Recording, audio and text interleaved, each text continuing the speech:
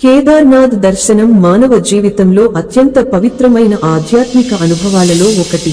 మన జీవితం ఎంత అనిశ్చితమైనదో, ఈ శరీరం ఎంత క్షణభంగురమైనదో తెలిసినవారు ఈ యాత్రను జీవితంలో ఒక్కసారైనా తప్పకుండా చేయాలని కోరుకుంటారు.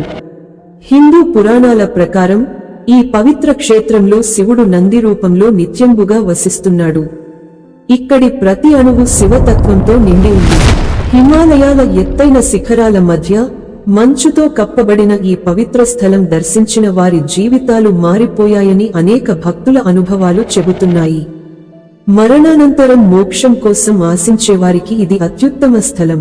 కానీ మనం మరొక జన్మ ఉందని ఎలా నిర్ధారించగలం? అందుకే ఈ జన్మలోనే, ఈ శరీరంతోనే ఈ పుణ్యక్షేత్రం దర్శించడం ప్రతి హిందువు కర్తవ్యంగా పరిగణించబడుతుంది.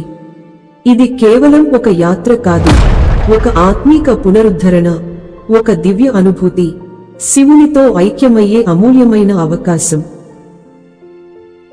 శివుడు స్వయంగా ఆశీర్వదించిన పవిత్ర స్థలాల్లో పర్వతాల నడుమ వెలుగునిస్తున్న ఓ తపోభూమి.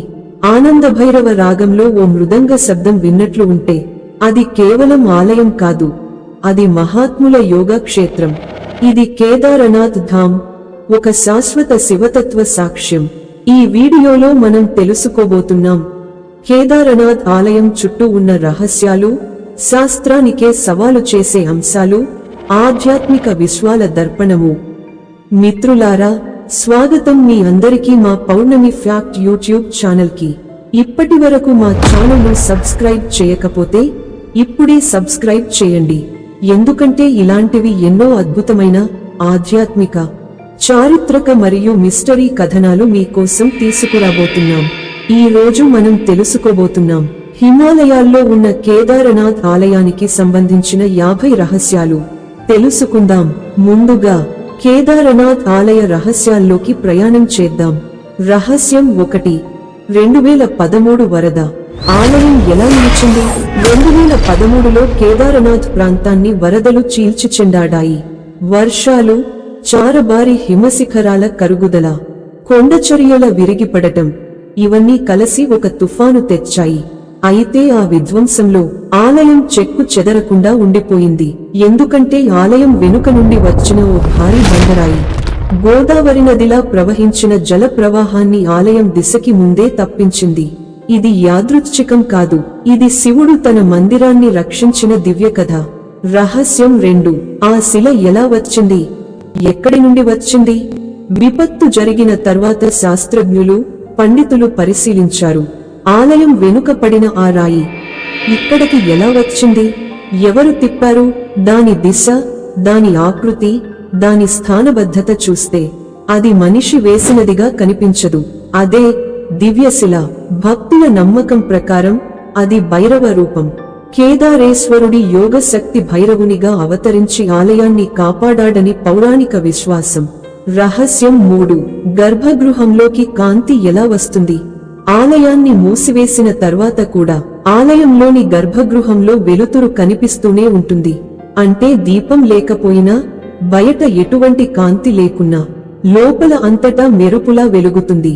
ఇది సైన్స్ కు కూడా అర్థం కాదు. ఎందుకంటే గర్భగృహం లోపలికి వెలుగు ఎలా వస్తుందో ఎవ్వరికీ తెలియని ప్రశ్నగా మిగిలిపోయింది. ఈ ప్రకాశం శివుని అంతర్గత తేజస్సు అని భావిస్తారు. రహస్యం 4. గర్భగృహంలో వెచ్చదనం. హిమాలయాల్లో ఉండే ఆలయం బయట ఉష్ణోగ్రత -10 డిగ్రీల సెల్సియస్ వరకు పడిపోతుంది. కానీ ఆలయం లోపల మాత్రం గర్భగృహంలో చాలా వెచ్చదనం ఉంటుంది. ఇది భౌతికంగా సాధ్యం కాదు. అయితే ఇది శక్తి స్థలంగా, జ్ఞానతత్వం ప్రసరించే కేంద్రముగా, ఆ లోపలికి ఆధ్యాత్మిక వేడి కలుగుతుందన్నది విశ్వాసం. రహస్యం 5. అక్కడ మొక్కలు ఎందుకు పెరగవు? కేదారనాథ్ చుట్టూ కొన్ని ప్రాంతాల్లో మొక్కలు, చెట్లు పెరగవు. అది విశాలంగా, ప్రశాంతంగా ఉంటుంది. కారణం, అది యోగ శక్తుల గమన మార్గం. పరిసరాల్లో ఉండే యోగా శక్తుల వైబ్రేషన్లు మొక్కల జీవవృద్ధికి అనుకూలంగా ఉండవు. అందుకే అక్కడ మొక్కలు పెరగవు. రహస్యం 6. నాదబ్రహ్మ ధ్వని అంటే ఏమిటో తెలుసా? ఒకసారి మనిషి అక్కడ ఓంకారం జపిస్తే అది పర్వతాల్లోకి వ్యాపించి మళ్లీ తిరిగి వినిపిస్తుంది. అది ఆత్మతో మిళితమై శివతత్వానికి చేరుతుంది. అక్కడ నాదబ్రహ్మం, బలంగా ఉంటుంది. ధ్వని సృష్టికి మూలాధారం అయ్యే స్థలం ఇది. ఓంకార శక్తికి మూలాధారం. రహస్యం 7 కాల ప్రవాహాన్ని ఆపే స్థలం. కొన్ని గుహల్లోకి ప్రవేశించిన యోగులు 10 సంవత్సరాల తపస్సు చేసినట్టే ఉంటుంది. కానీ బయటకి వచ్చినప్పుడు అది కేవలం 10 నిమిషాలే. ఇది కేవలం కదలని గాలి కంటే కాలానికి సంబంధించిన వలయం పనిచేస్తుంది అని సిద్ధులు చెబుతారు. రహస్యం 8 దివ్య జ్వాల, శివ జ్వాల. పరిసరాల్లో కొన్ని చోట్ల రాత్రివేళల్లో చిన్న చిన్న జ్వాలలు కనిపిస్తాయి. కాని వాటిని భక్తులు తాకాలని చూస్తే అవి చేతికి తగలవు. అవి శివ జ్వాలగా పిలవబడతాయి. అవి తపస్సు సమయంలో ఉద్భవించే శక్తి అలలు అని భావిస్తారు. రహస్యం 9 శబ్దం లేని గుహలు. కొన్ని గుహల్లోకి వెళ్లిన వాళ్లు చెబుతారు, అక్కడ మనం మాట్లాడినా మన శబ్దం మనకు వినిపించదు. అది శబ్దశూన్యత కాదు, అది బాహ్య ధ్వనిని మూసివేసిన క్షేత్రం. ఈ గుహలు మనం భగవంతుని వైపు వెళ్లే చైతన్య మార్గాలు అన్న విశ్వాసం ఉంది. రహస్యం 10 శివుని మౌన ఆజ్ఞ అంటే తెలుసా? తపస్వి శివునిని దర్శించాలనే ఆశతో ధ్యానం చేస్తాడు. కానీ శివుడు ప్రత్యక్షంగా కనిపించడం లేదు. ఇది మనం దేవతల నుండి జవాబు ఆశించినప్పటికీ అవి ఎప్పటికప్పుడు భౌతిక రూపంలో ఉండవు అనే సూచన. జ్ఞానం మాటల్లో కాదు, మౌనంలో ఉంది. ఆత్మతత్వం. వాక్కులు పరిమితమైనవి, కాని మౌనం ఎప్పటికీ విశ్వ విస్తారమైనది. శివుడు నాద బ్రహ్మ అయినా అదే సమయంలో మౌన బ్రహ్మ కూడా. శివుని మౌనం ద్వారా మనం మనస్సుని శాంతపరచడం, అంతరాత్మతో చాటించడం నేర్చుకుంటాం. ఇది శివుని ఆత్మతత్వాన్ని సూచించే అత్యంత శక్తివంతమైన వాక్యం. మౌనం అనేది వాక్కుల కన్నా ఎక్కువ చెప్పగలదు. ఈ మౌన ఆజ్ఞ ద్వారా తపస్వి ఒక పారమార్థిక ప్రకాశాన్ని పొందాడు. ఇది తపస్సు యొక్క పూర్ణ ఫలితం. రహస్యం 11 పంచకేదార్ మాధ్యస్థం అంటే ఏమిటో చూద్దాం. పాండవులు శివుని అన్వేషించేటప్పుడు ఆయన పాంచభౌతిక స్వరూపాలలో విడివిడిగా ప్రత్యక్షమయ్యాడు. ఆ 5 క్షేత్రాలు కలిపి పంచకేదార్. వాటిలో మధ్యస్థానంగా ఉన్నది కాబట్టి కేదారనాథ్ మాధ్యస్థం అంటారు. ఇక్కడ శివుడు కుర్చీలా ఉండే కొండ రూపంలో ప్రత్యక్షమయ్యాడు. ఇది కేవలం శిల కాదు, శివ భక్తితో నిండిన వారికి ఆ శిలలో శివుని శ్వాస, ఆస్తిత్వం తెలుస్తుంది. రహస్యం 12 హనుమాన్ జీప్ మార్గం ఎప్పుడైనా విన్నారా? కేదారనాథ్ దారి మధ్యలో ఒక చోట హనుమాన్ జీప్ మార్గ్ అనే ఓ చిన్న మార్గం ఉంది. స్థానికుల ప్రకారం రాత్రిళ్లు కొన్ని ఆధ్యాత్మిక శబ్దాలు, వేదఘోషలు అక్కడ వినిపిస్తాయి. అందుకని ఆ దారికి ఎటువంటి భద్రతా అనుమతులు లేవు. ఇది సాధారణంగా ఎవ్వరూ ఉపయోగించరు, ఎందుకంటే అది ఎంతో భయంకరమైన శబ్దాలతో శక్తులు తిరుగుతాయని భావించబడుతుంది. రహస్యం 13 కాలహీన గుహలు. కాలాన్ని దాటి వెళ్లే ద్వారాలు. హిమాలయాల్లోని కొన్ని గుహల గురించి స్థానికుల నమ్మకం ఏమిటంటే అవి సాధారణ గుహలు కావు. అది కాలాన్ని దాటి ప్రయాణించగల గుప్త ద్వారాలు. అంటే మనం కొన్ని సంవత్సరాలు ముందుకు వెళ్లవచ్చు, వెనక్కి వెళ్లవచ్చు. అటువంటి రహస్య గుహలు అక్కడ ఉన్నాయి. కొందరు యోగులు ఆ గుహలలో శతాబ్దాలుగా ధ్యానం చేస్తున్నారు అని నమ్మకం. రహస్యం 14 6 నెలల దీపం ఎలా వెలుగుతుంది? ఆలయం శీతాకాలంలో మూసివేయబడిన తర్వాత గర్భగుడిలో ఒక దీపం వెలుగుతూ ఉంటుంది. దీపంలో కొద్దిగా నెయ్యి వేసి ఆలయ ద్వారాలు మూసివేస్తారు. 6 నెలల తర్వాత ఆలయం తిరిగి తెరిచినప్పుడు అదే దీపం అదే వెలుగుతో కనిపిస్తుంది. దీపం ధూమం లేకుండా, నెయ్యి తగ్గకుండా ఉండటం ఒక అద్భుతం. స్థానిక పూజారుల నమ్మకం ప్రకారం ఆలయం మూసివేసిన తర్వాత దేవతలు స్వయంగా పూజలు చేస్తారు. వారు దీపానికి నెయ్యి పోస్తారు. దీనివల్ల అది 6 నెలలు వెలుగుతుంది. కానీ నెయ్యి అస్సలే తగ్గదు. శాస్త్రజ్ఞులు కూడా దీనికి సాధారణ భౌతిక శాస్త్రంతో సమాధానం చెప్పలేరు. ఎందుకంటే ఆలయం పూర్తిగా మంచుతో కప్పబడిన సమయంలో ఆక్సిజన్ లేకుండా దీపం ఎలా వెలుగుతుంది? ఇది విజ్ఞానానికే సవాలుగా మారింది. ఇది ఆధ్యాత్మిక శక్తుల ప్రభావంగా భావించబడుతుంది. ఇది శివుని అంతర్యామిత్వానికి నిదర్శనం. ఆయన ప్రత్యక్షంగా కనిపించకపోయినా ప్రతిక్షణం అక్కడే ఉన్నారు అనే భావన. రహస్యం 15 శిలను తాకినప్పుడు వచ్చే ఉలికిపాటు, అనుభవం అంటే ఏమిటి? ఇది కేవలం శీతలత కాదు, అది ఆధ్యాత్మిక ప్రకంపన. భక్తులు చెబుతారు, లింగాన్ని తాకినప్పుడు ఒక అంతరంగ ప్రకంపన, మనస్సులో శాంతి లేదా ఒక శక్తివంతమైన ఉలికిపాటు అనిపిస్తుంది. ఇది త్రికాల శక్తి, అంటే గతం, వర్తమానం, భవిష్యత్తు అనే 3 కాలాల శక్తి శిలలో నిలిచినట్టు భావించబడుతుంది. పురాణాల ప్రకారం శివుడు అక్కడ రుద్ర తాండవం చేసిన స్థలం ఇదే. ఆ తాండవం యొక్క శబ్ద తరంగాలు, శక్తి తరంగాలు శిలపై స్థిరంగా నిలిచినట్టు భావన ఉంది. ఇది శిలను ఒక శక్తి నిలయంగా మార్చింది. అది శబ్దం లేకుండా శక్తిని ప్రసరిస్తుంది. అందుకే శివయ్యాను అంటే లింగాన్ని తాకగానే మనస్సులో ఉలిక్కిపాటు కలుగుతుందని అక్కడికి వెళ్లిన భక్తులకు ఈ విషయానికి తెలుసు. రహస్యం 16. కేదారనాథ్ గర్భగుడిలో పరిమళ రహస్యం. కేదారనాథ్ ఆలయం సమీపంలో పువ్వులు కనిపించవు, చెట్లు కూడా లేవు. అయినా గర్భగుడిలోకి ప్రవేశించిన భక్తులు ఒక అద్భుతమైన పరిమళాన్ని అనుభవిస్తారు. ఇది సాధారణ సువాసన కాదు, గంధం కాదు, సెంటు కాదు, భూమిపై పూసే పువ్వుల పరిమళం కాదు. మరి ఈ పరిమళం ఎక్కడి నుండి వస్తుంది? ఈ పరిమళం గురించి విశ్వాసాలు. ఇది రుద్రాక్ష, హారతులు, పూజల వల్ల వచ్చిన పరిమళం కాదు. ఆలయం చుట్టూ పువ్వులు లేకపోయినా గర్భగుడిలో దివ్య పరిమళం వెదజల్లుతుంది. ఈ పరిమళాన్ని భగవద్గంధం అని పిలుస్తారు, అంటే దైవిక పరిమళం. రహస్యం 17. శివుని స్వరూపంలో తాపస్తుల దర్శనం. ఉదయపు పూజ సమయంలో వెలుతురు పూర్తిగా లోపలికి ప్రవేశించకముందే కొందరు భక్తులు ఒక పరలౌకిక రూపాన్ని దర్శించారని చెబుతారు. ఇది శివుడా, కైలాస వాసులయా అనే సందేహాన్ని కలిగిస్తుంది. కానీ కొందరు దీన్ని శివుని తాపసరూపంగా భావిస్తారు, అంటే తపస్సులో లీనమైన శివుడు. రహస్యం 18. నీరు ఎక్కడి నుండి వస్తుందో ఎవ్వరికీ తెలియదు. కేదారనాథ్ ఆలయానికి పక్కన ప్రవహించే నీటి ప్రవాహానికి మూలం ఎక్కడ ఉన్నదో ఎవ్వరికీ తెలియదు. ఇది మంచు కరిగిన నీటా, భూగర్భ జలమా అనే విషయాన్ని శాస్త్రజ్ఞులే తెలియజేయలేరు. ఇది ఆప్త జల, దేవతల నీటిగా భావించబడుతుంది. 19. గర్భగుడిలో శబ్దాల మార్పు. గర్భగుడిలో నిశ్శబ్దంగా ఉన్నప్పుడు కొన్ని సందర్భాల్లో ఓం, హం, శివ వంటి ధ్వనులు స్వయంగా వినిపిస్తాయని కొందరు భక్తుల అనుభవాలు. ఇది నాదబ్రహ్మ ధ్వని, అనహత నాదంగా పిలవబడుతుంది. శివుడు స్వరమే, శబ్దము ఆయనే అన్న తత్వానికి ఇది ప్రతీక. 20. భక్తుని హృదయంలో ప్రతిధ్వనించే శివుడు. కేదారనాథ్ కు వచ్చిన భక్తులు ఒక సార్వత్రిక భావనను వ్యక్తపరుస్తారు. ఆలయాన్ని వీడి వెళ్లిన తర్వాత వారి హృదయంలో శివుని స్వరూపం నిలిచిపోతుంది. ఈ ఆలయం ఒక్కసారి దర్శించిన వారికి జీవితాంతం ఆ శివతత్వం వీడదని నమ్మకం. 21. అత్యంత శక్తివంతమైన పంచ కేదార్ మధ్య ఒకటి. పంచ కేదార్ అనే 5 ప్రముఖ శైవ క్షేత్రాలు ఉన్నాయి. కేదారనాథ్, తుంగనాథ్, రుద్రనాథ్, మద్మహేశ్వర్, కల్పేశ్వర్.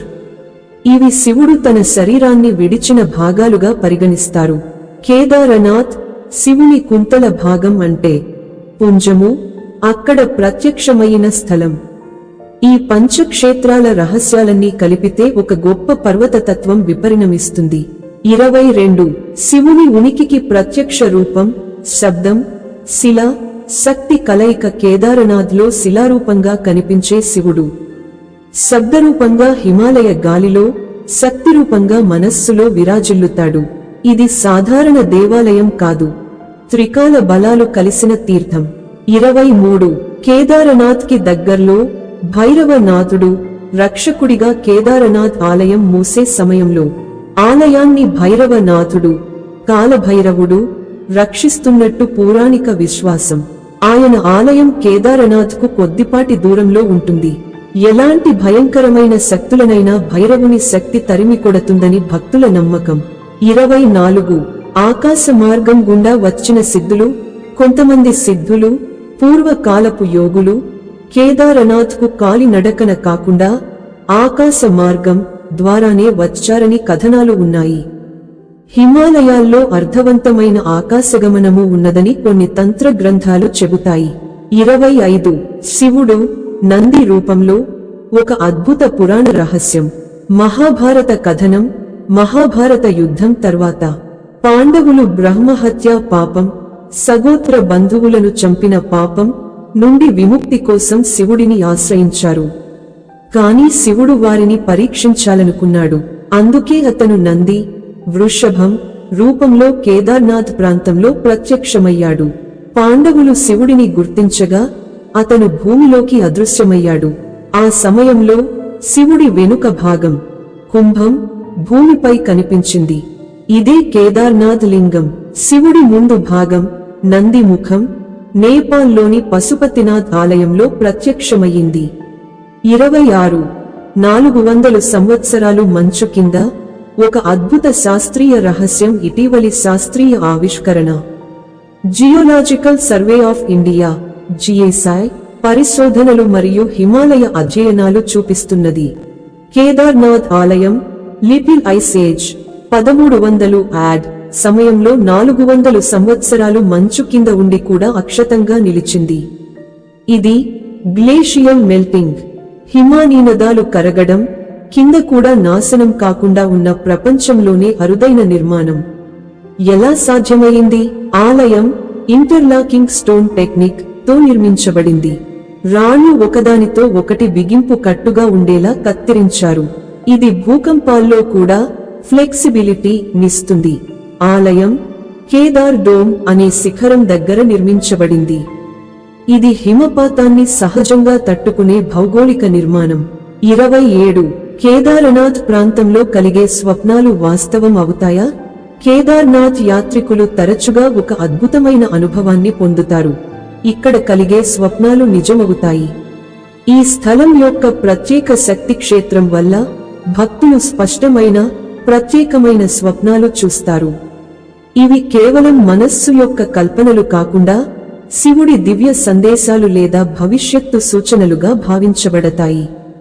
శివుడు కలలో కనిపిస్తే శివుడు ఏదైనా సందేశం లేదా హెచ్చరికను ఇవ్వడం. జ్యోతి కలలో కనిపిస్తే ఆధ్యాత్మిక ఎదుగుదలకు సూచన. భవిష్యత్ సంఘటనలు. కొందరు తమ జీవితంలో జరగబోయే సంఘటనలను ముందుగానే చూస్తారు. 28 ప్రముఖ ధ్యానయోగులైన యోగానంద, వివేకానంద, శంకరాచార్యులు ఇక్కడే ప్రత్యేక అనుభూతులు పొందారు. ఆది శంకరాచార్యులు జీవసమాధి పొందిన స్థలం ఇది. స్వామి వివేకానంద 1891లో కేదారనాథ్లో ధ్యానించారు. ఆయనకు అక్కడ శివుని దర్శనం లాంటి అనుభూతి కలిగిందని ఆయన డైరీలు చెబుతున్నాయి. పరమహంస యోగానంద ఈ స్థలాన్ని శివుడి శక్తి ప్రబలంగా ఉండే ప్రదేశం గా పేర్కొన్నారు. 29 హిమాలయ శక్తి క్షేత్రం. కేదార్నాథ్ అధిక ఎత్తు, తక్కువ ఆక్సిజన్ మరియు శక్తివంతమైన భౌగోళిక క్షేత్రాల మధ్య ఉంది. ఇది మనస్సును అతీంద్రియ స్థితికి తీసుకువెళుతుంది. శాస్త్రజ్ఞులు దీనిని హైపర్ అవేర్నెస్ స్టేట్, అత్యంత జాగృత అవస్థగా పరిగణిస్తారు.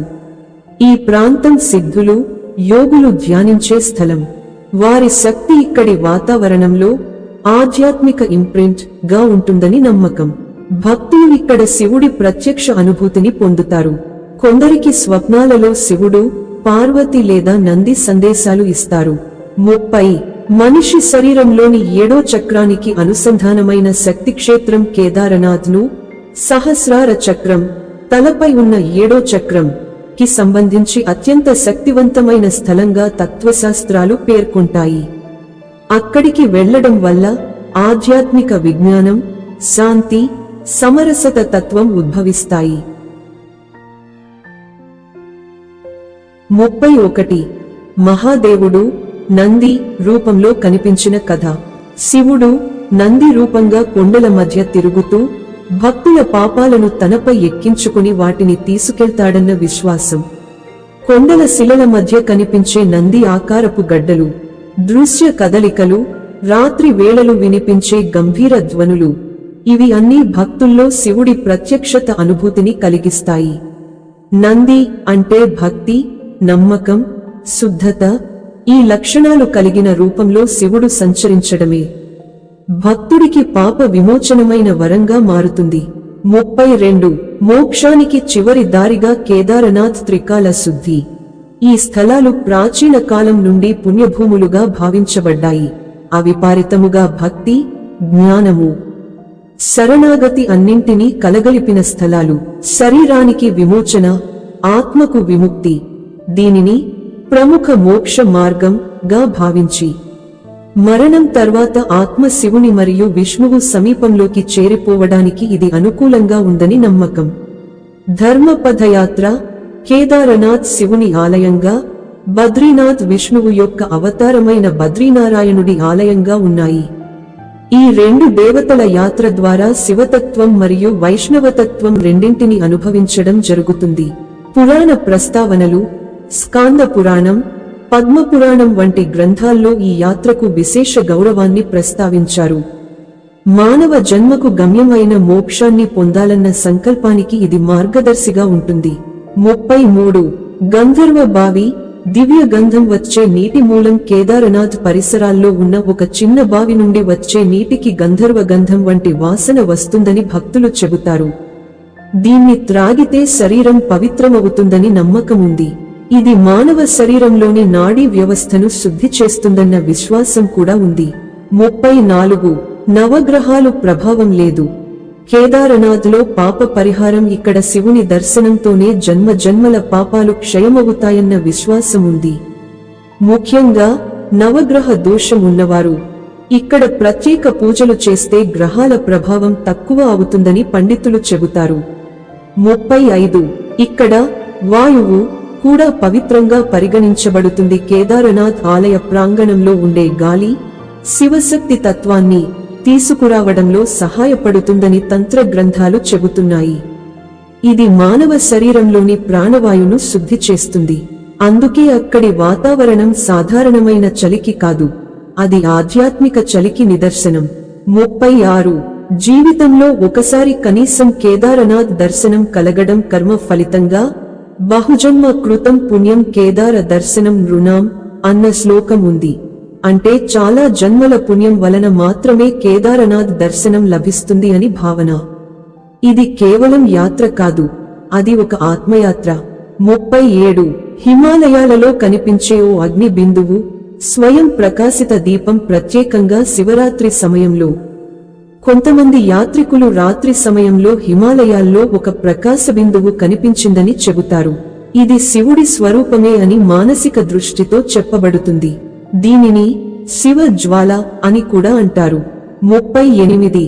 తపస్సులు. ఆలయం సమీపంలో ఇంకా ఉన్నారనే నమ్మకం. పలువురు యోగులు తపస్సు కోసం తమ శరీరాన్ని మానేసి శూన్య స్థితిలో అంటే సమాధి స్థితిలో ఉండిపోతారని అంటారు. వారు ఇప్పటికీ హిమాలయ గుహల్లో ఉన్నారట. కేదారనాథ్లో రాత్రిపూట శబ్దాలుగా, పరిమళాలుగా వారిని మైక్యం కాని వారు అనుభవించగలరని కొన్ని అనుభవ కథనాలు చెబుతున్నాయి. 39. ఆలయ నిర్మాణానికి ముందు అక్కడ ఉన్న శిలాలో శివతత్వం స్పష్టమైన శబ్దం ఇచ్చిందట. పాండవులు నిర్మాణానికి ముందు అక్కడి శిలలపై ధ్వని ప్రయోగం చేశారు. శివలింగం ఉండే ప్రదేశంలోనే ఒక శిలపై ఓం ధ్వని వినిపించడంతో అక్కడే శివుడిని ప్రతిష్ఠించారని పురాణం చెబుతుంది. 40.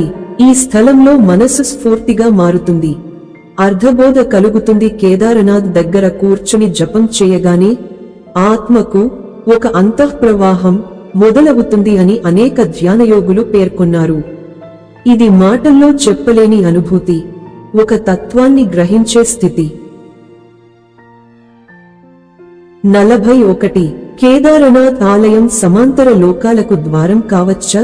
కొంతమంది పండితులు మరియు హిమాలయ సిద్ధులు చెబుతున్న ఒక విశ్వాసం ప్రకారం కేదారనాథ్ పరిసరాల్లో ఉన్న కొన్ని గుహలు బృహత లోకాలకు లేదా అస్తిత్వంలో ఉన్న ఇతర లోకాలకు ద్వారాలుగా ఉండే అవకాశం ఉందని భావిస్తున్నారు. ఈ గుహలు సాధారణంగా కనిపించవు, కానీ జ్ఞానంతో, తపస్సుతో దొరుకుతాయని అంటారు. 42. ఆకాశ గమనం సాధించిన ప్రాచీన యోగులు ఇక్కడే తపస్సు చేశారు. హిమాలయ ప్రాంతంలో, ముఖ్యంగా కేదారనాథ్ చుట్టూ ఉన్న కొన్ని ప్రాంతాల్లో ఆకాశ మార్గమున ప్రయాణించిన సిద్ధుల తపోభూములు ఉన్నాయి. వీరి గురించి జైన గ్రంథాలు, బౌద్ధ గ్రంథాలు మరియు కొన్ని శైవ తంత్ర గ్రంథాలు ప్రత్యేకంగా ప్రస్తావిస్తున్నాయి. 43. బద్రీనాథ్ నుండి కేదారనాథ్ వరకు గుప్త రహస్య మార్గం చాలా మంది తెలుసుకోలేని విషయానికి బద్రీనాథ్ మరియు కేదారనాథ్ మధ్య ఓ ప్రాచీన భూగర్భ మార్గం ఉందన్న నమ్మకం ఉంది. కొన్ని శిలా గ్రంథాల ప్రకారం పూర్వం యోగులు ఈ మార్గం ద్వారా ప్రయాణించేవారని, అది ప్రస్తుతం మూసివేయబడిందని అంటారు. 44 శివుడు తన తాపత్రయం దిగదీసుకునే స్థలం. పౌరాణికంగా శివుడు ఉగ్ర తాండవం చేసిన తర్వాత శాంతమయ్యే ప్రదేశం కేదారనాథ్ అని భావిస్తారు.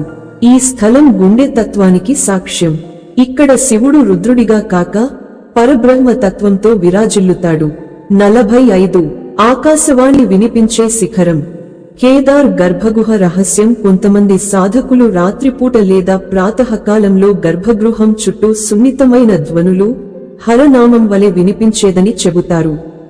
ఈ ధ్వనులు శబ్ద రూపంలో కాకుండా మానసిక స్పందనలుగా అనుభూతి అవుతాయని అంటారు. ఇది తాంబూల వేదాంతంలో నాద బ్రహ్మ గా పిలువబడే స్థితి.